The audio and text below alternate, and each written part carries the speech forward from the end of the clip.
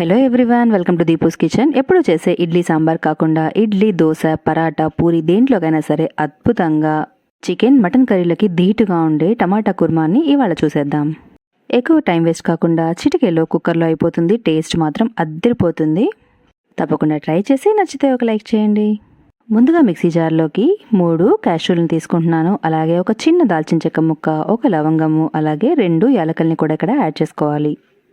పావు కప్ అంతా పచ్చి కొబ్బరి ముక్కల్ని యాడ్ చేసుకొని 1 టీ స్పూన్ అంత సోంపు, 1/2 టీ స్పూన్ గసగసాలని కూడా యాడ్ చేసుకోవాలి. అలాగే బాగా మాగిన పండిన 2 టమాటాలని కట్ చేసుకుని ముక్కలుగా ఇక్కడ యాడ్ చేసేసుకొని దీన్నంతటిని కూడా ఒక మెత్తటి పేస్ట్ లాగా చేసుకొని తీసుకోవాలి. ఈ పేస్ట్ని పక్కన ఉంచేసుకొని స్టవ్ మీద కుక్కర్ పెట్టేసి అందులోకి 2 టేబుల్ స్పూన్ల వరకు ఆయిల్ వేసుకొని ఒక బిర్యానీ ఆకును వేసుకోవాలి. ఓ పెద్ద ఉల్లిపాయని సన్నగా పొడవుగా కట్ చేసుకుని యాడ్ చేసుకొని గోల్డెన్ బ్రౌన్ అయ్యేంత వరకు మనము ఫ్రై చేసుకోవాలి. ఇవి కాస్త ఫ్రై అయిన తర్వాత ఇందులోకి 1 టీ స్పూన్ అంత అల్లం వెల్లుల్లి పేస్ట్ని యాడ్ చేసుకోవాలి.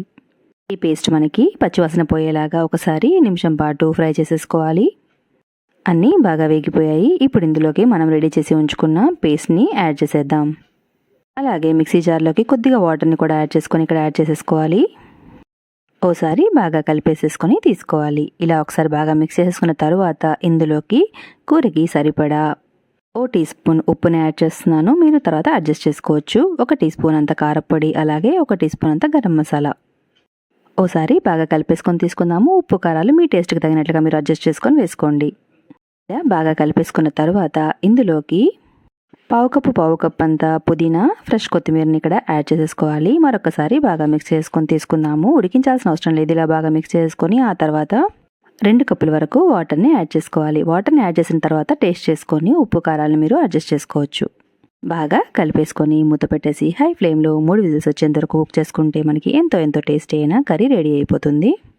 వావ్, చూస్తున్నారు కదా, నూనె పైకి తేలి బాగా కుక్ అయ్యి పర్ఫెక్ట్ అయిన కుర్మా రెడీ అయిపోయింది. కొద్దిగా కొత్తిమీరతో గార్నిష్ చేసుకొని వేడివేడిగా సర్వ్ చేసుకోవచ్చు. ఎంత టేస్టీగా ఉంటుందంటే చికెన్, మటన్ కూడా వేస్ట్ అనిపిస్తుంది. ఒక్కసారి ఖచ్చితంగా ఇడ్లీ, దోశ, పరాటాల్లోకి ఇలా ట్రై చేసి చూడండి. అందరికీ ఎంతగానో నచ్చుతుంది. అంతేకాదు, ఇటువంటి క్విక్ అండ్ ఈజీ రెసిపీస్ కోసం ఛానల్ని తప్పకుండా సబ్స్క్రైబ్ చేసుకోండి, లైక్ చేయండి, ఫ్రెండ్స్ అండ్ ఫ్యామిలీస్కి షేర్ చేసి సపోర్ట్ చేయండి. Thank you for watching my video.